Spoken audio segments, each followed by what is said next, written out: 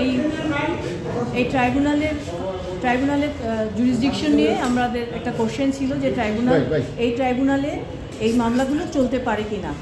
যুদ্ধাপরাধ ট্রাইব্যুনাল, এই ট্রাইব্যুনালটা 1973-তে হয়েছে। এটা হচ্ছে যুদ্ধাপরাধ ট্রাইব্যুনাল এবং এই ট্রাইব্যুনাল হওয়ার পেছনে একটা ইতিহাস আছে, যেটা আমাদের সংবিধানের 150 ধারা আর্টিকেল 150-এ এটা স্পষ্টভাবে বলা আছে কেন এই ট্রাইব্যুনালটা হয়েছিল। মূলত ওয়ারকে কেন্দ্র করে 1973-তে যে যুদ্ধ হয়েছিল, আমাদের যে 1971-এ যে যুদ্ধ হয়েছিল, সেই যুদ্ধের যে অপরাধী ছিল তাদেরকে বিচার করার জন্য এই ট্রাইব্যুনালটা গঠিত হয়েছিল। এবং এখন যে এই ট্রাইব্যুনালে এখন যে বিচারটা হচ্ছে সেটা হচ্ছে জুলাই আগস্ট। এটা হচ্ছে একটা পলিটিক্যাল কনফ্লিক্ট, এখানে কোনো ওয়ারের বিশেষত্ব নাই এবং কোনো ওয়ার নাই। এই একটাই প্রশ্ন ছিল, যে সেই কারণে আমরা এই অ্যাপ্লিকেশনটা এখানে নিয়ে এসেছি, এই ট্রাইব্যুনালের কনস্টিটিউশনটাকে চ্যালেঞ্জ করে।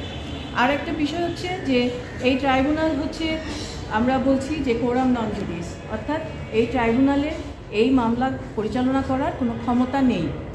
কারণ আমাদের যারা আমাদের বিচারপতি আছেন, আমরা মনে করি আমাদের এই অ্যাপ্লিকেশনের মাধ্যমে আমরা যেটা বলতে চেয়েছি যে ওনারা হাইকোর্টের বিচারপতি, ওনাদেরকে হাইকোর্টেই থাকা উচিত, ওনাদের এখানে আসা উচিত না এবং ওনাদের এখানে এই বিচার করার কোনো এখতিয়ার ওনাদের নেই। আমরা অ্যাপ্লিকেশনে এই কথাটা বলেছি। তো ক্রাইম এগেইনস্ট হিউম্যানিটির বিচার করা যাবে না এই ট্রাইব্যুনালে, এই ইন্টারন্যাশনাল ক্রাইমস ট্রাইব্যুনাল অ্যাক্ট 1973-তে? না, করা যাবে না।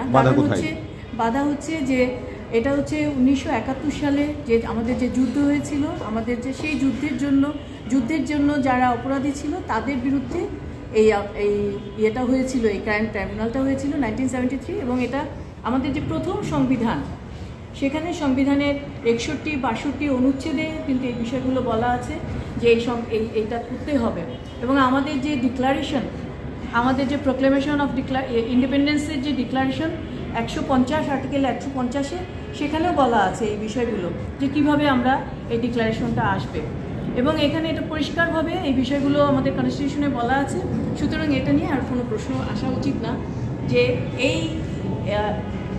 এই যে ইন্টারন্যাশনাল ক্রাইমস ট্রাইব্যুনালে এই মামলাগুলো চলতে পারে। কারণ এটা হচ্ছে একটা পলিটিক্যাল বিষয় ছিল, এটা কোনো যুদ্ধ ছিল না, স্বাধীনতার যুদ্ধ ছিল না, এটা হচ্ছে একদম নিরেট একটা পলিটিক্যাল কনফ্লিক্ট। কিন্তু প্রসিকিউশন তো বলছে এখানে যুদ্ধ দরকার হবে না বিচার করতে, ক্রাইমস এগেইনস্ট হিউম্যানিটি হইলেই করা যাবে, তো সেটা তো হয়েছে। এটা ক্রাইমস এগেইনস্ট হিউম্যানিটি, এটা হচ্ছে যুদ্ধের একটা অফশুটস। এটা হচ্ছে যেমন ধরেন একটা গাছের যে বিভিন্ন ডালপালা থাকে, ঠিক ওরকমই ক্রাইম। এটা যুদ্ধ, ওয়ার থাকতে হবে। ওয়ার থাকলে ওয়ারের সময়ে যে আপনার যে জেনোসাইড হয়েছে, ওয়ারের সময় যে অ্যাবডাকশন হয়েছে, ওয়ারের সময় যে রেপ হয়েছে, এগুলো হচ্ছে মেইন যে কগনেট ল, যেটা মাদার ল হচ্ছে ওয়ারটা থাকতে হবে। এবং এই ট্রাইব্যুনালটা এই কারণেই, আপনি যদি মনে করেন যে হ্যাঁ আলাদা করে আপনি বিচার করবেন, আমাদের দেশের যে প্রচলিত আইন আছে সেই আইনে কিন্তু অলরেডি এই বিষয়গুলো নিয়ে কিন্তু মামলা হয়েছে এবং মামলা কিন্তু চলমান। এবং এটা হচ্ছে আবার দ্বিতীয়বার কিন্তু এখানে আবার এসছে, এই একই অপরাধী নিয়ে আবার দ্বিতীয়বার এসছে। এবং শুধু তাই না, আপনারা যদি মনে করেন ওনারা আবার ট্রাইব্যুনাল করবেন, কিন্তু এই ট্রাইব্যুনালে হবে না। গুমের বিষয়ে কি বলছেন?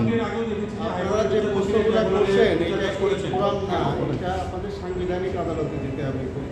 গুমের বিষয়টা আইনের নিয়ম হচ্ছে, যে কোনো আইন যখন আপনি যে কোনো কোর্টে যখন আপনার বিরুদ্ধে একটি অ্যালিগেশন আসে, সেই কোর্টে আপনি যাবেন যে যদি আপনি মনে করেন যে আপনার এই কোর্টের সেটা অধিকার নাই, এখতিয়ার নাই, সেটা আপনি ওই কোর্টে যে বলতে পারেন। আমরা এই কারণেই এখানে এসে এটা বলেছি, যেহেতু এই কোর্ট আমার বিরুদ্ধে একটা অ্যালিগেশন নিয়ে এসেছে এবং আমাকে এখানে শোন অ্যারেস্ট দেখানো হয়েছে, সেই কারণে আমরা এই কোর্টে এসে বলেছি যে না, আপনার এই এখতিয়ার নেই।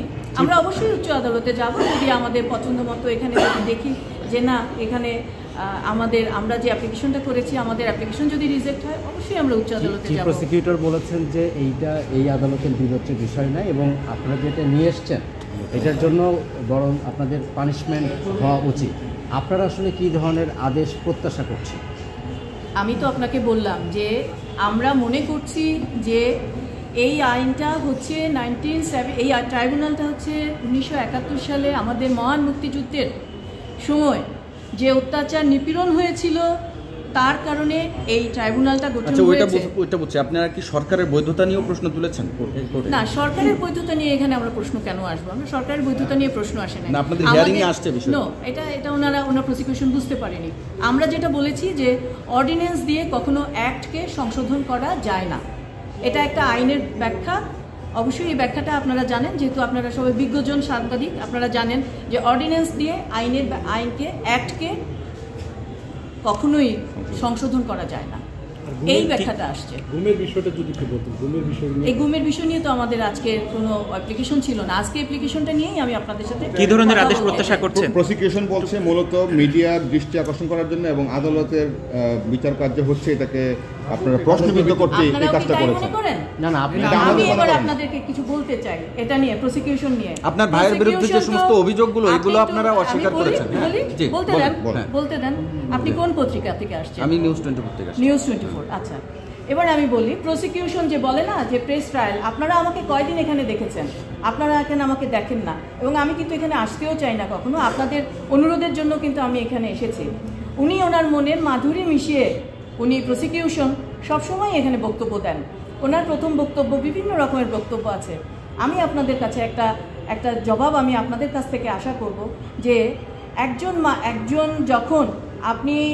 যখন কারো বিরুদ্ধে কোনো অভিযোগ আসে, অভিযোগ তদন্ত হবে, চার্জশিট হবে, তারপরে সেটা বিচার হবে, তারপরে আপনি তাকে অভিযুক্ত হিসাবে দাবি করবেন।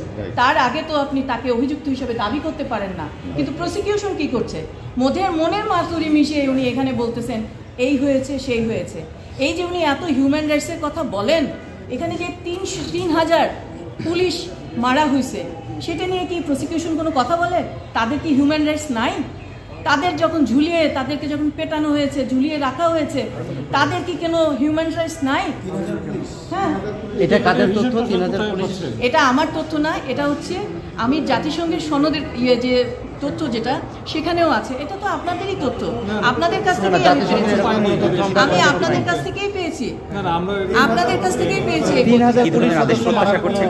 3,000 হোক আর 2 জন হোক, মেরেছে তো। না সংখ্যাটা তো সংখ্যা না। 3,000 মারাটা যিনি মেরেছেন, তাদের কি কোনো হিউম্যান রাইটস নাই? তাদের হিউম্যান রাইটস আছে কি না আছে বলেন? এই যে অনেক মানুষকে, আরেকটা বিষয় আমি বলি, এই যে প্রসিকিউশন আরেকটা আমাদের যে গেজেট হয়েছে একটা, যে কতজন আমাদের লোক এখানে, কতজন ছাত্র মারা গেছে, এই গেজেটটা নিয়ে আমি একটা প্রশ্ন করে যেতে চাই আপনাদের কাছে। সেটা হচ্ছে যে এখানে আমি একটা লিস্ট পেয়েছি 800 সামথিং। এখন 876। হ্যাঁ, এখন এই লিস্ট 876 বা কিছু, যারা ফিরে আসছে তাদের সাথে ইনক্লুড কিনা আমি জানি না। এটা নিয়ে একটু তদন্ত হওয়া উচিত।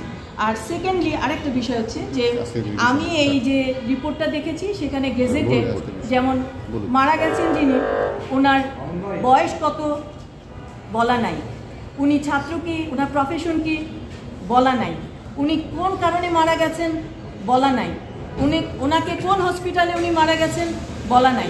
সুতরাং এটা নিয়েও কিন্তু একটা বিতর্ক আমার মনে হয় ভবিষ্যতে আসবে। এটাও সঠিকভাবে হওয়া উচিত। দেখেন, যে কোনো মৃত্যুই কিন্তু অত্যন্ত দুঃখজনক, সঠিকভাবে সব কিছু হওয়া উচিত। আপনাদের অনেক ধন্যবাদ।